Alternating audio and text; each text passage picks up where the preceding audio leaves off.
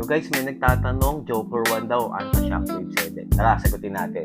Kung naghahanap kayo ng complete performance sa isang basketball, then I'll recommend the Joker 1. Very consistent ang traction, lockdown and support, solid. Pati cushion setup niya, 10 out of 10 para sa akin.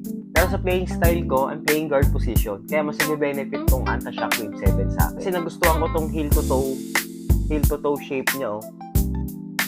Talagang pangtakbuhan siya. Kung gusto niya naman yung premium look, the Joker 1 is easily the best to pick. Kasi ang ganda ng materials nito sa personal. Sa weight naman, halos pareho sila. O, pareho silang magaan. At sa traction niya, parehong may minimal dust pickup. Pero sa tingin ko, mas consistent tong Joker 1. So ayun, complete performance shoes, Joker 1. Ang nakikita ko lang downside nito is yung fitting niya, snug fit kasi. At itong Anta-Shockwave 7, napaka-solid din talaga nito. Especially if you're a guard, appreciate mo yung performance nito. Kaya nga isa to sa bestseller ni Anta, yung Anta-Shockwave 7. But syempre, both recommended ko tong shoes na to. Kaya lang, mas madalas ko talaga nagagamit tong Anta-Shockwave 7 compare sa Joker 1. So, yun lang.